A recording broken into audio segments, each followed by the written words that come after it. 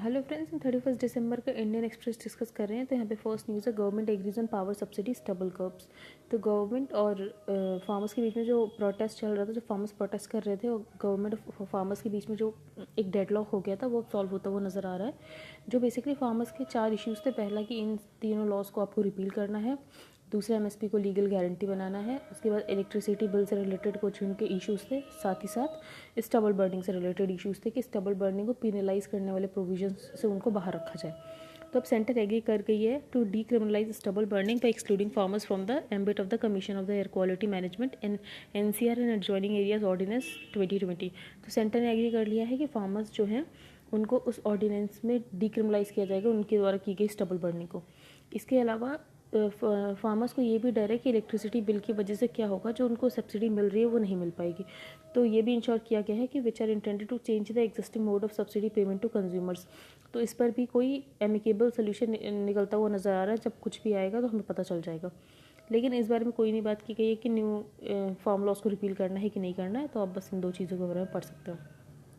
अब आकाश मिसाइल, जो कि सरफेस टू सरफेस मिसाइल होती है, वो यूनियन कैबिनेट ने डिसाइड किया है कि उसको हम फ्रेंडली कंट्रीज़ को बेचेंगे।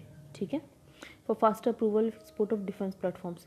तो आकाश सरफेस टू एयर मिसाइल है, जो कि बेसिकली इंडियन एयरफोर्स और आर्मी में दोनों में इंडक्ट की गई है।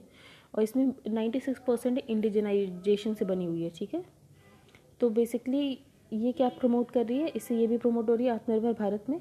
India is growing in its capabilities of manufacturing via wide variety of defence platforms and missiles. तो हमने दो न्यूज़ पढ़ ली। पहली ये कि फार्मर्स को डीक्रिमिनलाइज करने की बात की जा रही है, उनके स्टबल बर्निंग को, और इलेक्ट्रिसिटी अमेंडमेंट में उन्हें सब्सिडी से जो दिक्कत है उसको सॉल्व करने की बात की जा रही है। साथ में आकाश, जो कि सरफेस टू एयर मिसाइल है, उसको हम अपने फ्रेंडली नेशंस को बेचने वाले हैं, ताकि हम आत्मनिर्भर भारत में डिफेंस मैन्युफैक्चरिंग से भी काफ़ी स्वदेशीपना ला पाएँ। अब हम नेक्स्ट न्यूज़ पर चलते हैं। ये बेसिकली इंस्टेंट लोन ऐप्स के बारे में बताया गया है कि पहले तो ये बहुत एल्योरिंग होते और लोग ले लेते हैं, लेकिन उसमें इतना ज़्यादा हाई इंटरेस्ट रेट होता है और वो इतनी ज़्यादा चीज़ें आपकी एक्सेस करने लगते हैं। मतलब आप अगर उनके लोन ऐप को डाउनलोड करोगे तो आपके कॉन्टैक्ट्स वगैरह भी एक्सेस कर लेते हैं। तो इन सारी चीज़ों का ध्यान रखना और हमें कभी भी इन सारी चीज़ों से एल्योर नहीं होना है। ठीक है, the Telangana police has received at least 90 complaints from similar victims who borrowed money through apps that clear loans with in half an hour, और जिसमें बहुत ज़्यादा हाई इंटरेस्ट रेट होता था। तो डिफ़ॉल्टर को उसको कॉन्स्टेंट हरेसमेंट होता था। वो फ़ोन मैसेजेस फेक ये दिखाया जाता था कि आपके लिए फ़ेक एफआईआर वो दिखाते थे मैसेजेस में, देखो हमने एफआईआर लॉन्च कर दी। तो ये सारी चीज़ें थी। तो बहुत सारे लोगों ने सुसाइड भी किया है। ठीक है, तो द पुलिस ऑफ हैदराबाद, उन्होंने बोला भी है, गूगल को लिखा भी है कि आप अपने 158 इंस्टेंट लोन ऐप्स हैं जो भी गूगल प्ले स्टोर से, वो तुरंत की तुरंत हटाएं। Preliminary investigation has revealed close to 1.4 crore transaction worth nearly rupees 21,000 crore. मतलब इतने ज़्यादा ट्रांजेक्शन हुए और इतने सारे रुपए के, तो मतलब बहुत सारे लोग इन सारे चक्कर में फंस जाते हैं। तो ये कभी नहीं होना चाहिए। अब हम नेक्स्ट पेज पर चलते हैं। यहाँ पे कुछ खास इंपॉर्टेंट न्यूज़ नहीं है। यहाँ पर बेसिकली दिल्ली की एक ट्रांसप्लांटेशन पॉलिसी है, तो ट्री ट्रांसप्लांटेशन पॉलिसी 2020, जिसमें मैंडेट किया गया है कि 80% ट्रीज़ आपको किसी भी डेवलपमेंट प्रोजेक्ट के लिए अगर रिमूव करने पड़ रहे हैं तो उनको काटा नहीं जाएगा, बल्कि उनको ट्रांसप्लांट किया जाएगा, एक जगह से दूसरी जगह लगा दिया जाएगा। तो पुलिस ऑल्सो सेज दैट, उसमें से पॉलिसी ने ये भी बोला है कि सिर्फ 80 उसमें से कम 80% सर्वाइव करने चाहिए। ये ना हो कि दूसरी जगह जाके वो सूख जाए। तो दो चीज़ें, पहला कि 80% ट्रीज किसी भी डेवलपमेंट प्रोजेक्ट के लिए रिमूव हो तो उनको ट्रांसप्लांट किया जाए। दूसरा, उसमें से लगभग 80% सर्वाइव हो।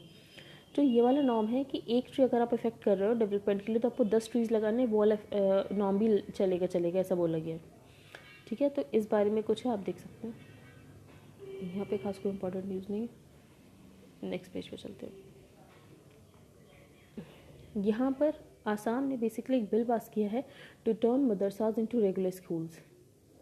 जो भी मदरसाज उनको रेगुलर स्कूल में कन्वर्ट करने की बात की गई है। This conversion of state run madrasas to general institutes, फिर ये तो बेसिकली पॉलिटिक्स है कि जो भी डॉक्टर्स इंजीनियर्स बनेंगे वो याद रखेंगे इस गवर्नमेंट को। यहाँ पर एक अम्बेडकर की एक बात बोली गई है कि बी आर अम्बेडकर ने ये बोला था कि religious instruction should have no place in curriculum. उन्होंने बोला था कुरान को गवर्नमेंट एक्सपेंडिचर की उस पर नहीं पढ़ाना चाहिए बच्चों को। ठीक है, जैसे कि हम बाइबल और गीता तो नहीं पढ़ाते गवर्नमेंट एक्सपेंडिचर पे लोगों को, तो फिर कुरान भी पढ़ाने की ज़रूरत नहीं है। तो he argued that the Quran should not be taught in government expenditure because the Bible और द भगवद गीता और text of other religions are not taught on it. और बाकी ये बोला गया सरकार के द्वारा इस बिल के हम अपलिफ्ट करेंगे और डेवलप करेंगे एक backward exploited section of the society. Cabinet ने एक और चीज़ डिसाइड की है, जो 97 एग्जिस्टिंग प्रोविंशियलाइज संस्कृत टोल्स हैं, जो संस्कृत टोल्स हैं उनको भी कन्वर्ट करने की बात की गई है to study centres, research centres and institutions to study the certificate diploma degree. ठीक है, तो इनको भी कन्वर्ट करने की बात की गई है, जो कि संस्कृत टोल्स हैं। अब हम नेक्स्ट पेज पर चलते हैं, नेक्स्ट न्यूज़ पर चलते हैं। वन नेशन वन इलेक्शन की बात की गई है। तो वन नेशन वन इलेक्शन की बात अभी तक ये मानी जा रही थी कि वो सिर्फ असेंबली और लोकसभा पोल्स तक है, पर अब ये भी कह दिया गया है कि वन नेशन वन इलेक्शन का मतलब है जो लोकल पोल्स हैं वो भी एक साथ ही होंगे। बेसिकली सरकार का ये कहना है कि good governance not conducting election should be the objective of democracy. तो अभी हम देख रहे हैं डेमोक्रेसी के बेसिकली ये ऑब्जेक्टिव रह गया है कि सिर्फ इलेक्शन से कंडक्ट हो, लेकिन एक governance is the main objective of democracy. उसके बाद इससे पहले भी बहुत बार सजेस्ट किया जा चुका है। इलेक्शन कमीशन ने सबसे पहले ये आइडिया मूट किया था 1983 में। उसके बाद लॉ कमीशन ने भी मूट किया था कि हमें लोकसभा और असेंबली के इलेक्शन साथ में कराने चाहिए, पर उन्होंने लोकल बॉडीज़ के बारे में बात नहीं की थी। पर इस बार लोकल बॉडीज़ के बारे में भी बात हो रही है। जो फ्रीक्वेंट इलेक्शंस हैं उससे गवर्नेंस हो नहीं पाती है। तो elections are just a means in democracy, लेकिन रिपीटेड इलेक्शंस की वजह से जो ऑब्जेक्टिव्स हैं रिफॉर्म्स के वो पीछे रह जाते हैं और गवर्नेंस पीछे रह जाता है। Assemblies and Lok Sabha should stick to the fix terms. अब ये असेंबली और लोकसभा पर फिक्स टर्म्स में वो रहेंगे। अगर गवर्नमेंट अपने वोट ऑफ कॉन्फिडेंस लूज़ भी कर जाती है, तो अगर वो नई गवर्नमेंट आएगी तो वो कुछ इलेक्टेड टाइम के लिए ही आएगी। जैसे फॉर एग्जांपल 5 साल होते हैं, जिसमें 3 साल के बाद गवर्नमेंट लोकसभा डिसॉल्व हो गया और गवर्नमेंट बाहर हो गई, तो जो नई गवर्नमेंट आएगी वो सिर्फ 2 सालों के लिए आएगी, ताकि ये 5 साल का साइकिल मेंटेन रहे। और ये भी बोला गया कि Odisha assembly and Lok Sabha polls coincide and vote. अब जैसे ये वाली बात आर्ग्यूमेंट रहता है कि अगर हम एक साथ सारे इलेक्शन साइमल्टेनियस इलेक्शंस होंगे तो उसकी वजह से लोगों नेशनल पार्टी को ज़्यादा प्रेफर करेंगे as compare to the regional parties. ठीक है, मतलब इनका ये कहना है कि लोग इतना डिफरेंस नहीं कर पाएंगे कि कौन सी नेशनल पार्टी है, कौन सी विधानसभा है, कौन सी विधान परिषद है, कौन सी लोकसभा है। पर इस आर्ग्यूमेंट को काउंटर करते हुए ये बोला है कि अब हमारे यहाँ पार्टिसिपेटरी डेमोक्रेसी बहुत ज़्यादा बढ़ गई है और वोटर अब अच्छे से डिफ्रेंशिएट कर सकता है कि उसके नेशनल एम्बिशन कौन से, उसके रीजनल एस्पायरेशन कौन से हैं। ठीक है, और बीजेपी जो मतलब उनके हैं, उनका ये भी कहना आर्ग्यूमेंट का कि इससे जो टैक्स पेयर की कॉस्ट जाती है इलेक्शन कंडक्ट कराने में वो भी कम होगी। ठीक है, और एक बस पूरे साल में एक बार पोल पर जाना पड़ेगा, मतलब 5 सालों में सिर्फ एक बार पोल पर जाना पड़ेगा, पोलिंग बूथ पर। और जैसे अभी होगा कैसे, तो कुछ के टेन्योर स्लैश करने पड़ेंगे, कुछ के टेन्योर बढ़ाने पड़ेंगे कुछ असेंबलीज़ के, क्योंकि कॉन्स्टिट्यूशन में भी लिखा है कि इमरजेंसी के सिचुएशन के टाइम आप असेंबली के टेन्योर 1 साल तक बढ़ा सकते हो। हम आगे चलते हैं। यहाँ पर खास कोई इम्पोर्टेंट न्यूज़ है नहीं, यहाँ पे भी कुछ नहीं है। यहाँ पर एक डेटा दिया गया है by bureau of police research and development. तो यह पता चला है कि जो 19,000 मिनिस्टर्स, एमपीज़, एमएलएज, जजेस, ब्यूरोक्रेट्स और जो अदर वीआईपीज़ हैं वो प्रोटेक्ट होते हैं बाई मोर देन 66,000 पर्सनल। ठीक है, और ज़्यादातर ये लोग कहाँ पर हैं? ज़्यादातर ये लोग हैं बंगाल, पंजाब, बिहार पे। और बंगाल, पंजाब, बिहार में तो ना ही कोई माओइस्ट एक्टिविटी ना ही कुछ है, लेकिन उसके कंपैरिजन में अगर हम छत्तीसगढ़ वगैरह स्टेट्स देखें जहाँ पे बहुत ज़्यादा नक्सलिज्म है, माओइज्म है, वहाँ पर इतनी ज़्यादा वीआईपी सिक्योरिटी नहीं है। तो while West Bengal and Punjab put under protection VIPs in excess of 3,000 and 2,500 respectively, Chandigarh provided protection to just 315 people. ठीक है, चंडीगढ़ में बहुत कम लोगों को वीआईपी प्रोटेक्शन दी जाती है, सॉरी छत्तीसगढ़ में। तो पुलिस प्रोटेक्शन अगर एक्चुअल सिक्योरिटी कंसर्न्स पे दी जाए तो 100 से ज़्यादा कहीं किसी भी स्टेट में नहीं होगा। जैसे हम देख रहे हैं 66,000 पुलिस पर्सोनल है, तो इससे क्या पता चलता है? इससे ये पता चलता है पुलिस प्रोटेक्शन सिर्फ लोग जो वीआईपीज़ हैं वो अपने पॉलिटिकल रीजंस की वजह से यूज़ करते हैं, क्योंकि नॉर्थ इंडिया में ज़्यादातर ये माना जाता है कि अगर आपका ऑनट्रास्ट बहुत ज़्यादा बड़ा होगा तो मतलब आपकी पावर बहुत ज़्यादा है। Delhi deployed highest number of personnel on VIP security duty despite just 501 VIPs, 8,182 VIP personnels यहाँ पर हैं। दूसरा नेक्स्ट पेज पर चलते हैं। वो मैंने आपको न्यूज़ पढ़ाई नहीं, वो कास्टिज्म से रिलेटेड थी, आप देख लेना, उसमें कुछ खास इंपॉर्टेंट नहीं था। यहाँ पर दोनों में से मुझे कोई भी एक्सप्लेन सीरीज इंपॉर्टेंट नहीं लगी। ये वाला आर्टिकल भी खास इंपॉर्टेंट नहीं है, बस इसमें ये बताया कि हमारे कौन कौन से एरियाज़ में क्या हुआ है ग्रोथ और कौन कौन से एरियाज़ अभी भी नहीं रिकवर कर पाए हैं। तो थर्ड क्वार्टर के एंड में इकॉनमी कुछ डाइवर्जेंट परफॉर्मेंस दिखा रही है, कुछ सेक्टर्स तो अच्छा कर रहे हैं पर कुछ नहीं कर पा रहे हैं, जैसे कि pharmaceuticals, fast moving consumer goods, इन सब में अच्छा परफॉर्मेंस हुआ है, लेकिन high employment sectors and salaried employment has correspondingly taken a big hit. ठीक है, तो इस आर्टिकल में भी कुछ इंपॉर्टेंट नहीं है, ये भी इंपॉर्टेंट नहीं है। इनकी डेथ हो गई थी तो उसके बारे में कुछ पता है, वो लिखा गया है। हम ये वाला आर्टिकल पढ़ेंगे बस, महात्मा मैसेज एट बॉर्डर। तो इन फरवरी 1922 आपको पता होगा कि चौरी चौरा में एक वायलेंट मॉब ने क्या किया था, पुलिस स्टेशन पे आग लगा दी थी। तो महात्मा गांधी उसके बाद अनशन पर चले गए थे। The home secretary at that time called it a rebellion against the Raj, लेकिन महात्मा गांधी को अच्छा नहीं लगा था और उन्होंने कॉल ऑफ कर दिया था सिविल डिसोबीडियंस मूवमेंट, और वो फास्ट पर भी चले गए थे फॉर द 5 डेज, क्योंकि उन्होंने खुद को सज़ा दी थी, जो कि वायलेंस उन्हें लगा कि उनको सज़ा देनी चाहिए खुद को। तो वो बस एक्सपेरिमेंट कर रहे थे with the means of non violence on for him means for as necessary as the end. तो आपको पता होगा कोई चीज़ होती, एक चीज़ होती मीन्स, एक चीज़ होती एंड। मतलब जो आपका गोल है, आप उसको पहुंचने के लिए कौन कौन से साधन का यूज़ कर रहे हो, कौन सा रास्ता यूज़ कर रहे हो। तो आपके जो रास्ते होने चाहिए ना, वो भी एथिकल होने चाहिए। आप अनएथिकल वे से कोई चीज़ करोगे तो वो महात्मा गांधी का नहीं था।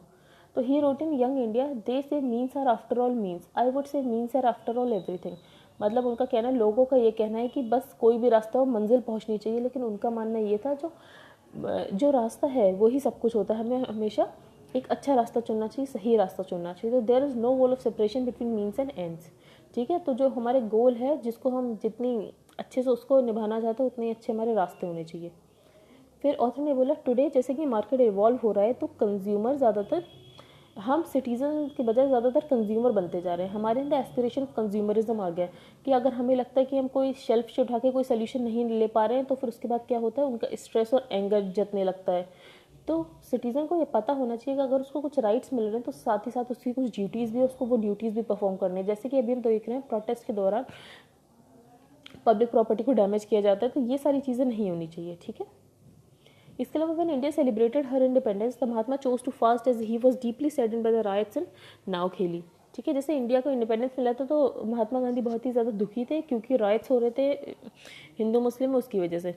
तो he was the leader who felt the pain of divide and separation, his moral authority made people listen to him.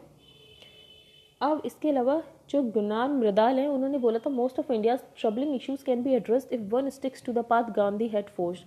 मतलब जो इंडिया की सारी ट्रबलिंग इशूज है, वो सॉल्व हो सकते हैं अगर सिर्फ इंसान गांधी के दिखाए हुए मार्ग पर चले। प्राइम मिनिस्टर ने जैसे लॉन्च किया था ग्रैंड स्वच्छ भारत मिशन, जो कि बेसिकली हम देखते हैं कि महात्मा गांधी के ग्लासेस भी होते हैं उसके नीचे। स्किल इंडिया और आत्मनिर्भर भारत को लॉन्च किया था, जिसमें महात्मा की स्पिरिट दिखाई गई ऑफ सेल्फ रिलायंस।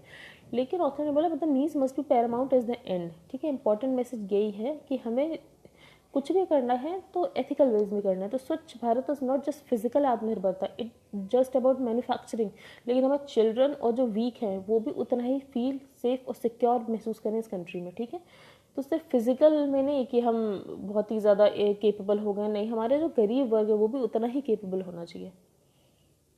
तो हम आगे चलते हैं। यहाँ पे कोई इंपॉर्टेंट न्यूज़ है नहीं। यहाँ पे आपको पता होगा, ये बहुत कंजर्वेटिव रीजन है, ये साउथ अमेरिका वाला। ठीक है, उसके बाद भी अभी पहला जो वहाँ पर कंट्री बन गया है, तो अर्जेंटीना। तो अर्जेंटीना ने अपने यहाँ एबॉर्शन को लीगलाइज कर दिया है। तो Argentina on Wednesday became the largest nation in Latin America to legalise abortion.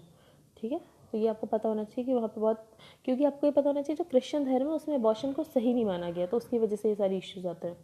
अब चाइना और यूरोपियन यूनियन के बीच में क्या हुआ, एक डील हो गई है। तो European Union and China agreed on Wednesday to give an investment deal, जिससे क्या होगा, यूरोपियन कंपनीज़ को चाइना के मार्केट पे एक्सेस मिलेगा और इससे एक बैलेंस्ड इकोनॉमिक टाइज होगी। इससे पहले जब चाइना और यूरोपियन यूनियन में जब टाइज होती थी, तो हमेशा ये होता था कि चाइना की तरफ ज़्यादा भार रहता था, मतलब चाइना ज़्यादा यूज़ करता था उनके पैसे को, और यूरोपियन यूनियन उस डील से इतना फ़ायदा नहीं उठा पाते थे। पर इस बार ऐसा नहीं, इस बार बैलेंस्ड इकोनॉमिक टाई है, यहाँ तक कि यूरोप को अच्छा खासा फ़ायदा भी हो रहा है। तो European firms will gain permission to operate in China in electric cars, telecom, cloud services and certain activities. इसके अलावा चाइना ऐसे भी लॉस पास करेगा to ban force transfer of technology. पहले क्या करता था, चाइना बोलता था अगर आप हमारे इन्वेस्ट कर रहे हो, हमारी मार्केट में ऑपरेट कर रहे हो, तो आपको हमारे यहाँ ट्रांसफर ऑफ टेक्नोलॉजी भी करना पड़ेगा। लेकिन ऐसा नहीं, इस बार चाइना ने ऐसा नहीं किया। चाइना ने बोला है to ban force transfer of technology from foreign companies and is pledge to be more transparent on subsidy and bar state own enterprises from discriminating against foreign investors. तो मतलब स्टेट ओन जो enterprises हैं वो foreign investors के लिए इसके साथ discriminate नहीं कर सकते हैं। इसके अलावा डील में ये भी बोला गया कि China basically climate change, labour rights, force labour, इन सब का ध्यान रखेगा। तो कमिटमेंट्स इस बार रेसिप्रोकल है। बस ये सारी बातें हैं, पहले ऐसा नहीं था। अब हम नेक्स्ट पेज पर चलते हैं, नेक्स्ट न्यूज़ पर चलते हैं। तो आपको पता होगा इथेनॉल, तो अभी गवर्नमेंट सब्सिडी दे रही इथेनॉल यूनिट्स, मतलब इथेनॉल बायोफ्यूल जो कि यूज़ करेगा सीरियल्स को instead of the usual practice of using just cane, मतलब शुगर केन के अलावा जो सीरियल्स को भी यूज़ करेगा बायोफ्यूल को प्रोड्यूस करने के लिए। ठीक है। तो ये ऐसा क्यों किया जा रहा है, ताकि अगर हम ब्लेंड कर देंगे पेट्रोल को इसके साथ तो हमारा ऑयल इम्पोर्ट बिल कम हो जाएगा। ठीक है, तो इससे ये बोला गया है कि इससे हमारे जो फार्मर्स हैं वो क्या हो जाएंगे, अन्नदाताज इंटू ऊर्जादाताज, मतलब जो एनर्जी प्रोवाइड कर रहे हैं। यहाँ पर प्रेसिडेंट का ये कहना है कि a large segment of our population is still not able derive the benefits of digital service, मतलब हमारे यहाँ बहुत सारी जनता को अभी भी डिजिटल डिवाइसेस का नहीं है उनके पास और उसका वो लाभ नहीं उठा पा रही है। तो the number of such people needs to be minimise, तो ऐसे लोग कम होने चाहिए। This will make our digital revolution more inclusive, तो डिजिटल रिवॉल्यूशन मोर इंक्लूसिव करने के लिए हमें ज़्यादा से ज़्यादा लोगों को एक्सेस देनी पड़ेंगे डिजिटल सर्विसेज को। I think that's it for today. Thank you and have a nice day. If you like the video, then please like, share and subscribe.